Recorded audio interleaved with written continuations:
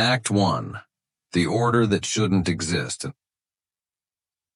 It started with a flyer. Zach found it wedged under the home's front door at 3:07 a.m.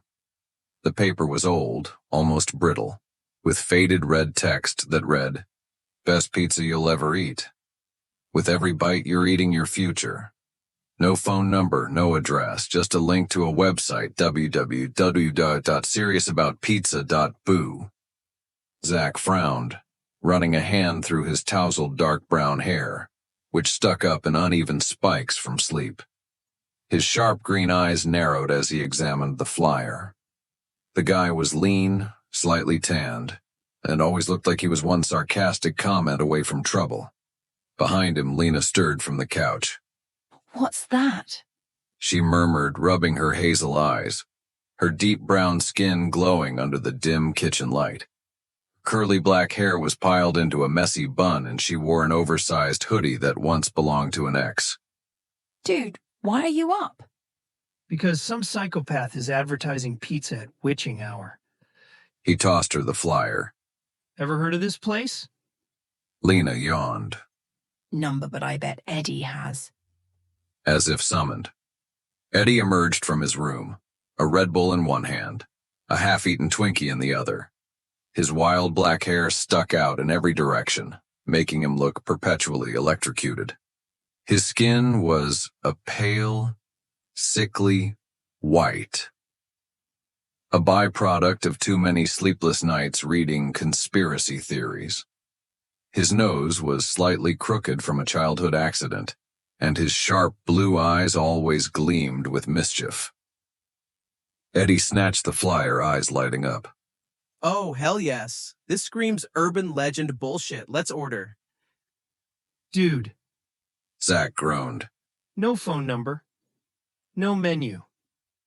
This is a kidnapping setup." Eddie grinned. Or it's a once-in-a-lifetime pizza experience.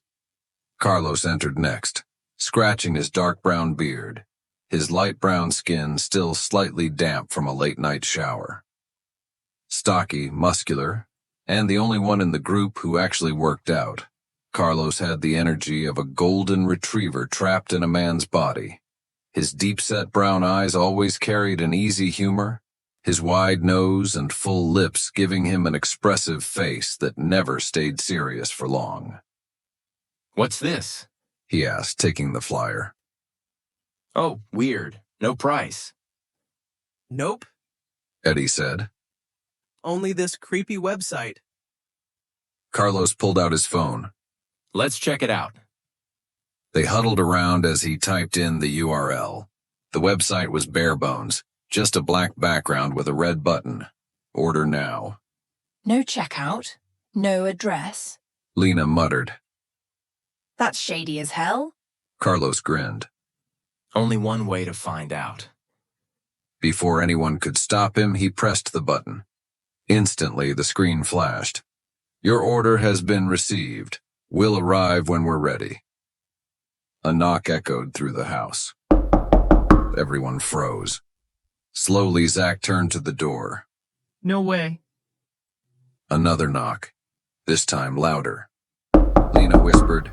"It's been, 5 seconds?" Carlos, ever the fearless idiot, strode to the door and swung it open. Standing there was the strangest delivery man they'd ever seen. He was tall, impossibly thin, with a face that looked stretched, like his skin was pulled too tight over his skull. His hollow cheeks made his already sharp jawline even more pronounced. His skin was pale. Not sickly. Pale, but paper white, almost translucent. His uniform was crisp, a deep red with a name tag that simply read delivery in black letters. But his smile, that too wide grin that stretched just a little too far up his face, was what sent shivers through Zach's spine. "Good evening," the man said, voice smooth, almost too practiced, like a radio host from a 1950s ad. "Your order has arrived." He held out a plain brown pizza box. No logo, no grease stains, no scent. Zach swallowed. Thanks?" Man didn't move. He kept standing there, smiling. Eddie coughed. Dude, do we pay or? The delivery man's grin widened, if that was even possible. No need. Payment has already been processed. Lena whispered. Processed by who? The man didn't answer. Instead, he slowly, carefully took a step back, then another, and another, until he disappeared into the shadows of the hallway without turning around. Zach shut the door quickly. What the actual hell was that? Carlos placed the box on the table. Only one way to find out. They gathered around as he lifted the lid. Inside the box sat a single large pizza, but the toppings weren't normal. The cheese bubbled like it was still cooking. The sauce was darker, almost maroon, too thick. And then there were the toppings. One of them looked like a severed finger. Zach took a step back. Dude, tell me that's a sausage. Carlos picked it up, turning it over. His smile vanished. Either the chef was a real artist at cutting meat or it was a real finger. Eddie clapped his hands together. Well, we're cursed. This is fine. Lena looked sick. We need to get rid of it. Carlos, still staring at the finger, whispered. But what if it's from the future, like the flyer said? They all turned to him. What if, Carlos continued, looking up. if we eat it? We're eating ourselves. Silence. Then another knock at the door. Eddie whispered, Oh, no. ACT2. The first slice. They ignored the knock at the door while they tried to figure out if it was a real finger or some kind of joke. Carlos, being Carlos, did what no sane person would do. He bit into the slice of pizza with the meaty finger. The moment his teeth sank into the bubbling cheese, his eyes widened in shock. A tremor ran through his body, and he doubled over, coughing violently. The others rushed toward him, but it was too late. The damage was done. A deep gash appeared on his left hand, mirroring the exact bite mark he had just taken. His breath became ragged, his eyes darting wildly around the room. Lena screamed. Zach grabbed the pizza box and hurled it against the wall. But the moment it hit, it reappeared perfectly intact on the table. The air in the house grew heavier, the lights flickering. The knock at the door sounded again, louder, more insistent. Carlos groaned, cradling his injured hand. The others stared at the cursed pizza, realization dawning on them. The scent of the pizza became overpowering, turning from delicious to rotten meat. The delivery wasn't over, and neither was the nightmare. The pizza began regenerating slice by slice. Every attempt to throw it away failed. It always returned. Worse, Carlos began hearing whispers.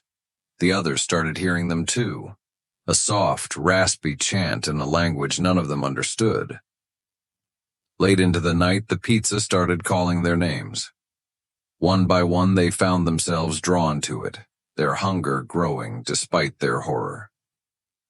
Then, at exactly 3:07 a.m., the door burst open on its own. Standing in the doorway was the delivery man, only this time he wasn't alone. Behind him stood dozens of identical delivery men, all grinning that same too-wide smile. And they were all holding more pizzas. Act 3. The Unholy Feast.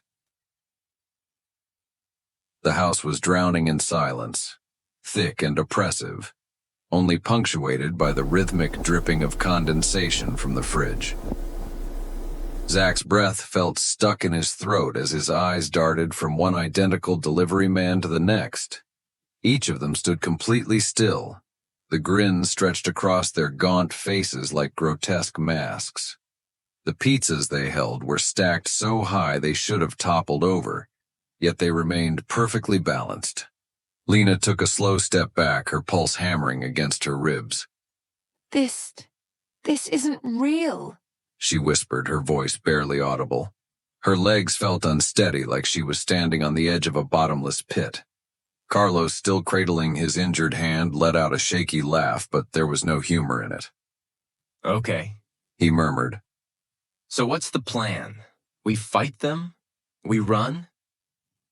Eddie's lips parted slightly, his breath ragged. I think they want us to eat. He whispered. Look at them. They're not moving. They're waiting. As if on cue, the pizzas in their hands opened themselves, lids flipping upward with a slow creak. The smell hit them all at once, a stench so powerful and putrid that Zach gagged.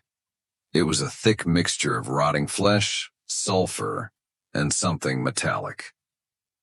And then the toppings moved. Eyes, disembodied and blinking, rolled across the greasy cheese. Chunks of flesh, still twitching, sat beside unidentifiable organs. One pizza was completely covered in teeth, some cracked, some still rooted in bloody gums. Lena stumbled backward, hand clamped over her mouth. Nope. No, we are not eating that. Zach turned toward the delivery men. What do you want? He demanded, his voice cracking slightly. The one at the front tilted his head at an unnatural angle. I'm to serve you, he said smoothly, the voice echoing as if a dozen others whispered it alongside him. Eddie's eyes flickered to the box still sitting on their kitchen counter. The first bite. He murmured. Carlos took the first bite. Carlos shuddered, gripping his injured hand. Yeah? And what does that mean? The lights in the house flickered violently, casting long, warping shadows. The delivery men stepped forward in unison, their movements eerily synchronized. The walls pulsed, as if the house itself had become something organic. Then, in a voice that seemed to rise from the floors, the walls, the very air itself, they spoke as one. finish your meal. Act 4. The Escape Attempt. Panic surged through Zach as he yanked Lena and Eddie toward the door. We're getting out of here. Now. Carlos hesitated. His face had paled considerably, sweat slicking his forehead. He pressed a hand against his stomach, trembling. I don't feel right. Lena grabbed his wrist, trying to pull him forward, but he yanked back. His skin had started to change. The edges of the bite on his hand had blackened, veins darkening beneath his skin, spreading up his arm like cracks in fragile glass. Carlos. Eddie whispered. Dude, what's happening to you? Carlos blinked at them, his pupils dilating unnaturally wide, his breathing shallow. I think... He swallowed, his throat making an audible click. I think I'm still hungry. Zach's stomach twisted. Carlos, don't... Too late. Carlos turned toward the counter where the first cursed pizza still sat, and lunged for another slice. His teeth sank into it, sauce smeared across his lips. A deep, guttural moan of satisfaction rumbled from his chest. And then his bones started to crack. His body twisted, joints popping unnaturally as his frame stretched, his skin ripping in places to reveal something wrong underneath. His face contorted, his jaw unhinging with a sickening pop. The delivery men laughed. Zach turned back to the door and twisted the lock, but it wouldn't budge. It was as if the metal had melted into place. We're trapped. Eddie grabbed a chair and hurled it at the window, but instead of shattering, the glass rippled like water. Carlos let out a low, guttural chuckle. His eyes were almost fully black now, his mouth smeared with sauce. Except it wasn't sauce anymore. Lena took a step back. Carlos. He smiled at her. His teeth were falling out. The walls pulsed again. The house was shrinking. The pizzas on the floor twitched, slices shifting and dragging themselves like slugs toward them. Zach clenched his fists. Okay. He growled. Screw this. He turned back toward the delivery men, rage cutting through his fear. You want us to eat? How about you eat? With that, he lunged forward, grabbing the nearest pizza box and shoving it into the nearest delivery man's mouth. The result was instant. The delivery man screamed, his face distorting as the toppings latched onto his skin. His body convulsed violently, his form melting into itself like candle wax. The other delivery men recoiled, their grins faltering for the first time.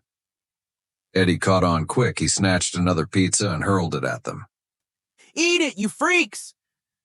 The room exploded into chaos as the delivery men began to collapse inward, their bodies breaking apart into greasy, pulsating mush. The house walls shuddered, the ceiling cracking open, revealing an abyss of churning, blood-red darkness above them. Carlos let out a final distorted wail before his body gave way, collapsing into a pile of goo and fragmented bone. The moment he disappeared, the front door unlocked itself with a sharp click. Zach didn't hesitate. Go! Lena and Eddie bolted after him, tearing through the door and sprinting down the hallway. Behind them, the walls screamed, a cacophony of voices melding into a deafening howl. The floor beneath them rippled, trying to pull them back. Then, just as suddenly as it had started, they were outside. The night was silent. The air was cool. The world was normal. Lena gasped for breath, doubling over. Eddie pressed his hands to his knees, shaking. Zach turned back toward the building. The house was gone. Where it once stood was an empty lot, nothing but cracked pavement and overgrown weeds. Eddie let out a breathless laugh. Did that just... Lena looked down at her shaking hands. We're alive. She whispered. Zach swallowed hard, his fingers digging into his palms. Then he turned and started walking. Lena frowned. Where are you going? He didn't look back. To find a new place to live. And this time, He muttered. I'm cooking my own damn food. The end.